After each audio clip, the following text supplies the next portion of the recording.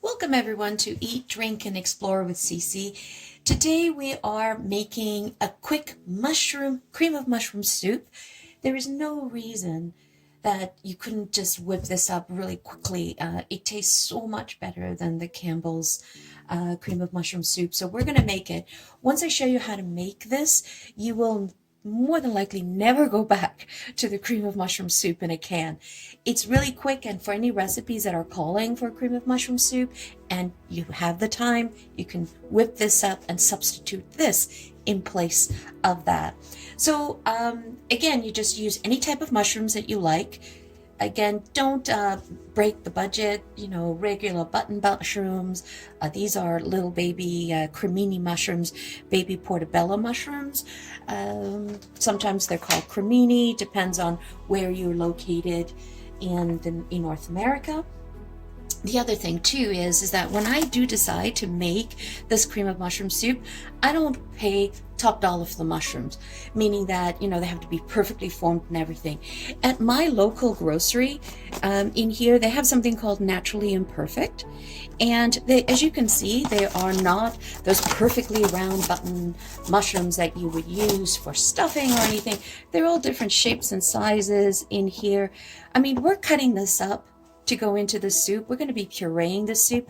It doesn't really matter on it, and you can save a lot of money. So literally, like, this thing cost me, I think it was $4, $4 or $4.99 for the entire thing, whereas you're paying like $2, $2.50 for an 8-ounce at Walmart, as an example. So that gives you, and by the way, that's Canadian dollars I'm talking about, since I'm in Canada. So on the mushroom side of it, what you want to do is you want to remove the stems. Okay, you can be as simple as that, removing the stems, or you can chop it. You can chop them off. You can also, cleaning the mushrooms. I mean, everyone goes, no, never, never, never, wash your mushrooms in water. Well, I was watching a Julia Child episode recently, and she washed her mushrooms. The biggest thing is she washes them, but she does say make sure you drain them and dry them really well before proceeding. Now, why do people wash their mushrooms? Typically, it's because if you pick them wild, you want to wash them. But most of these are cultivated, so they come pretty clean from the farm to us in our containers in the grocery store. If by chance they are a little sandy in there, you can do a couple of things. Get a wet paper towel, just rub over them to get rid of the sand on that. I've also taken these bunches of mushrooms, put them in a big colander, and I've just shaken them really, really well so that I had all of the dirt down at the bottom. So it's up to you in it. Now, these stems that you're doing here, you can actually save these stems and make a really amazing mushroom stock out of it. I'm going to go quick and dirty today, so I'm going to use organic chicken stock. I couldn't find the organic mushroom stock that's pre-made, but you can make your own. So what you would do is you would simply take these stems and chop up some onions, some celery, whatever vegetables you have in the fridge. Put it in a pot of, put some garlic in that, put it in a pot of water, saute them down first, then put in the water, and then simmer that for about 20 minutes or so, and it will develop this nice rich mushroom stock. If you do have dry mushrooms in the pack, that's a great option to do in this as well, is dehydrate. Sorry, they come dehydrated, so you want to hydrate them again. So by all means, you just want to go ahead and put them in a cup of hot water or two, put them in the microwave, heat that up, and then use that water as part of your stock, and then slice up the hydrated mushrooms and add them to your soup as well. So that's another alternative in there. So I don't really have that, and I'm going to save these stalks. I'm going to do that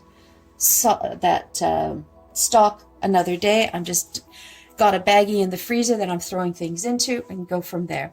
Now, you do not need to, I mean, according to Julia, she says you have to slice them really, really thin, and, so that they float on top of the soup and that. we are just going to be pureeing the whole thing. So the size of the mushrooms chops that you do is really irrelevant. You can just do a quick rough chop like that in there, because it's going to saute and cook through. But the fastest way of doing this is simply just, you know, involve the kids if you want. Just sort of smash them up. I love this because it helps get all the aggression. If you're frustrated from the day at work or anything like that, just smash them up. And just literally smashing them up. And that was a bit of fun. And then I literally just do a rough chop in here like this. In here. Now, doing cream of mushroom soup is also, if you've got mushrooms in the fridge that you bought maybe a week ago and just like, oh, what do I need to, I have to do something with this stuff. I don't want to throw it out. You know, as they get older and they sit in the fridge, they do start to lose some of their moisture. So just be careful that when you are sauteing this, you know, pay attention to how old your mushrooms are, because you might have to add a little bit of more olive oil or butter into the pan as you're sauteing it through. So just something to remember. So the soup that we're doing today is based on a French technique, and we're using, hopefully I'm saying this right, a voulette. Oh boy, can't say that one. So I'll put it up on the screen for you guys in there. But basically what it is a basic a roux. It is using flour. It's using flour and butter, and what we're going to do is we're going to add that to the soup, and that's the thickening agent to the soup. Now, if you are gluten-free and you do not want to use flour, you can always, you know, thicken it with any of your alternative flours that you want. Arrowroot, tapioca, it's up to you. I wouldn't use almond because it adds that taste to the soup. The other thing too, what I would also do is you could substitute, if you are eating potatoes, you could substitute potatoes to thicken the soup on that end. But we're going to do the traditional one, and then what I'm going to do is we're going to flavor our cream as well. I'm going to do the bay leaves and the onion. That's a very French thing to do. So I'll simmer that, flavor the cream so it's ready to go. You can add how much onion you want. It's totally up to you. And any type of onion works. I used shallots because I had it. But regular onions, leeks, whatever's working. Chopped up some garlic, as much garlic as you like. In there I'm using some fresh thyme, some dried thyme that I had from the garden. So what we're going to do now is we're going to heat up the cream. I have a 12 ounces, which is 1.5 cups of cream, and I'm just going to add it into the pot. And the way the French do it, they tend to season their cream, and they will throw in half an onion. And what they'll also do is, I don't have any cloves, any actually fresh clove sticks, but they would put some fresh clove sticks in there and throw a couple of bay leaves into the cream. Now the trick is not to boil this. You want to put it on a low simmer as you're cooking and doing the onions and the mushrooms. This is sort of on the side pot, and I'm tearing this right down to a low simmer. And you'll know that it's good, it's coming to a good simmer, is because the onion will start to sort of jump around a little bit. That's when you know it's boiling. Just make sure you take it off at that time. All right, so let's get the base going. You can pour in as much olive oil that you like into the pot, and then I do also add a little bit of butter, just so that I have my olive oil doesn't burn, because I cook with extra virgin olive oil. That is just what I prefer, and I know it has a high smoke point, but turn that down a little bit.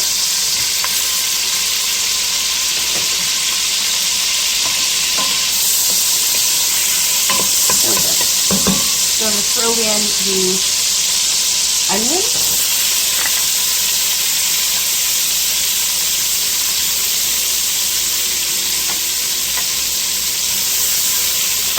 Now, there's many schools of thought on this. For example, if you were to follow the traditional French recipe, is they say that you should not caramelize the onion, that you should just gently cook it so that it has no color, and then add in mushrooms.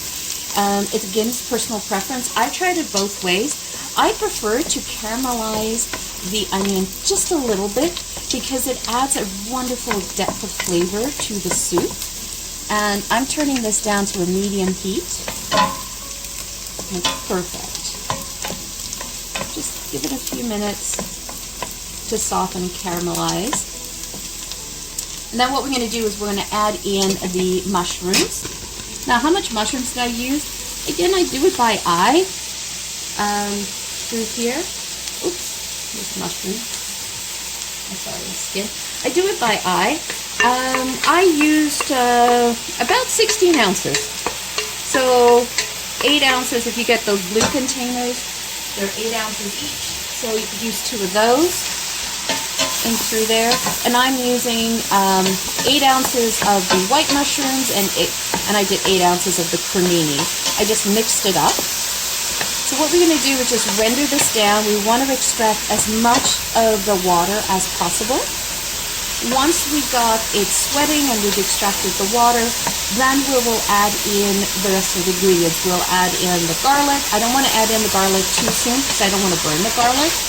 I want to have that fragrance of the garlic in there, and we will add in the nutmeg and the thyme as well. And then we'll also add in the flour to create the roux base.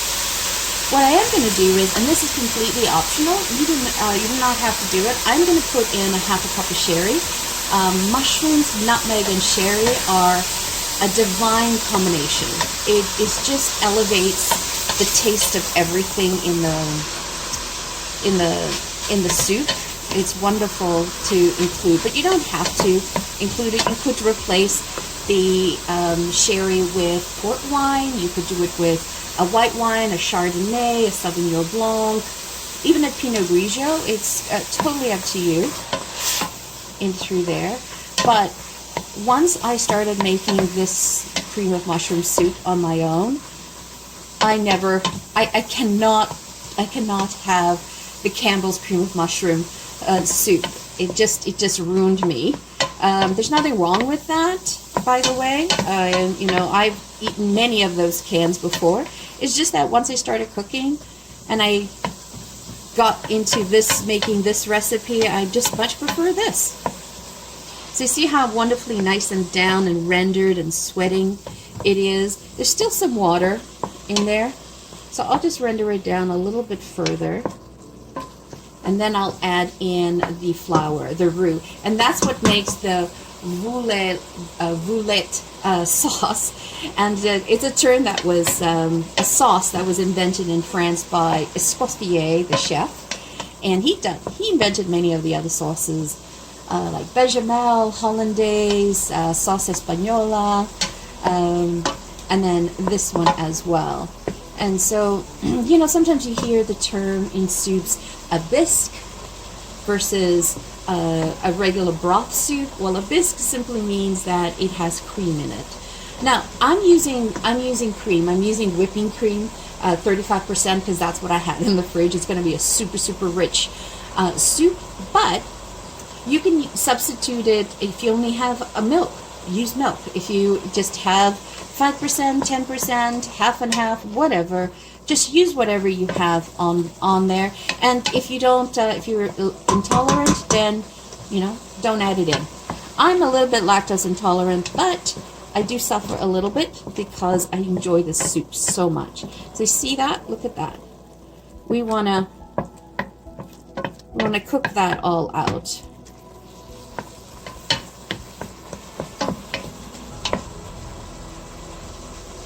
In there, and the amount of flour that I'm using is, I usually use a half a cup of flour, but I put them in half at a time because I'll just to adjust and see. This is really all about feel and eye. I can smell that woodsy mushroom flavor.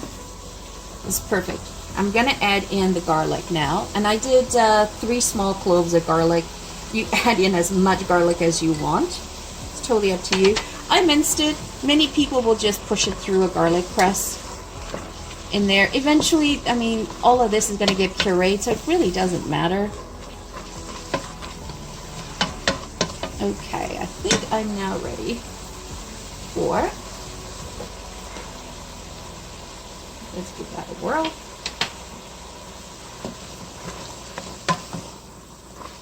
And you see the volume of mushrooms that we used, how it renders down so quickly.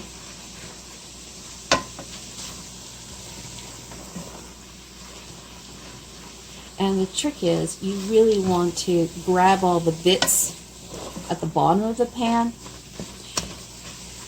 Also adding in the sherry, that will help deglaze the pan as well. So it looks like I just need a little bit more. I'm just going to add a little bit more because I do like my soups a little thick, because I can always thin them out later with the, broth. But make sure that when you're cooking with and making this roux, you want to get down to the bottom of your pot to grab all of the flour. You want to cook the flour out. There's nothing worse than tasting raw flour. So make sure you want to cook it out. Oh, perfect. Nice base in there. I am going to add in a little bit more butter. No, we'll just have the whole thing, all of it.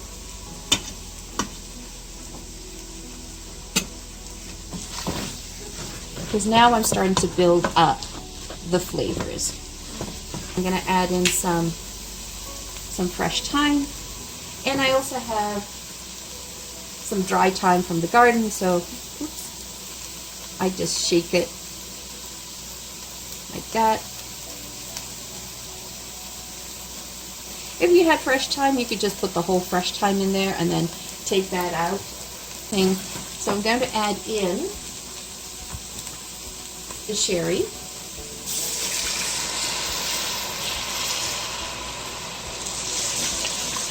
Again, I'm going to the bottom and I'm cooking off the alcohol, but I'm deglazing the pot at the same time.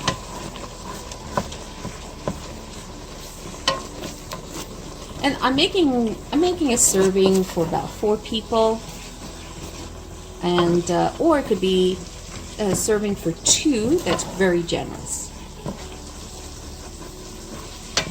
I like to make soups in the winter. Okay, and now let's salt and pepper it. Do that to taste. I start with a little bit, and then I keep adding on throughout the process. Exactly what I'm looking for. Okay, so we're going to add in the cream.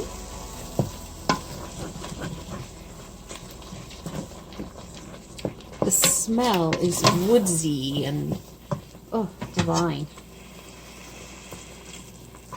I'm going to put in 2 cups of stock.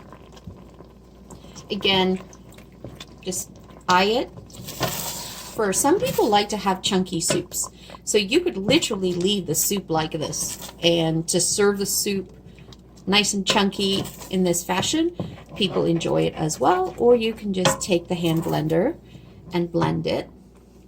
So add in a little bit more.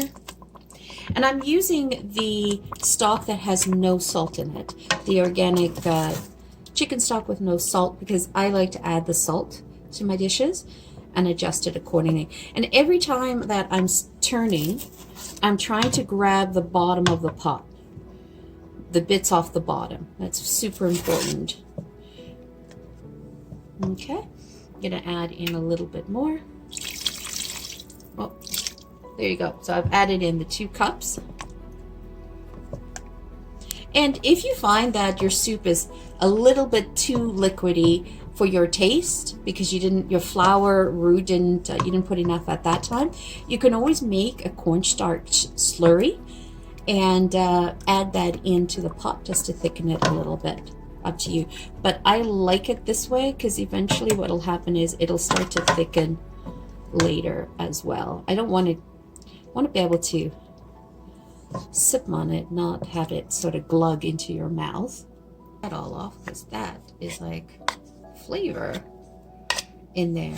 And also when the French serve their cream of mushroom soup, the potage de champignons, they will also put a pat of butter on the top of it.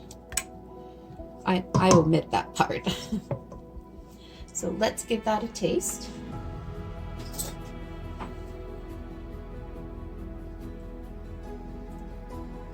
Oh, that is good. Oh, I can taste the nutmeg. I can taste a bit of that sherry note. And you don't taste the alcohol. You just taste that nice toasty sherry note in the background. And I'm just going to do a couple of more splashes of nutmeg. And there you go. Now, because we added butter, olive oil, and we used cream in here for the soup, what you want to do is you want to balance out the flavors. So you want to get a little bit of lemon and just squeeze that into the soup. All it does is when you introduce fat to a meal, you also need a bit of acidity so that you can have that bam experience in the mouth. It just heightens it all. Oh, this is great. Now, to serve it, what I forgot to mention up front is save some of your mushrooms. I have some mushrooms left over, so I will saute some in a pan.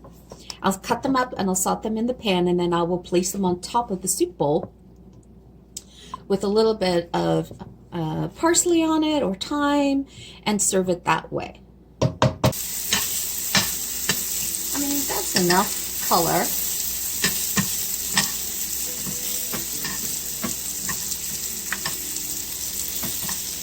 I added some bigger ones, some smaller ones, just to add different dimensions. That's good. I'm going to take that off. So there you have it. That is a beautiful cream of mushroom soup, and definitely left it chunky into here. I added a dollop of sour cream and I sauteed some mushrooms on the top. Oh, that is definitely something you would enjoy on a cool winter's night. Let me taste that. Doesn't that look gorgeous? You could have pureed it using your stick blender. I chose to keep it chunky. Let's give that a taste. Oh my. That is definitely good. That is great. Nice and hearty, stick to the ribs on a cool winter's night. Or day. So thank you so much for spending your day with me today. Greatly appreciated always. Please hit the subscribe button, and if you liked this video, please give me the thumbs up. It helps the YouTube algorithm find our channel. I'm trying to grow the channel to bring a lot more of these yummy recipes to you guys. Thank you so much for spending your day. Ciao for now.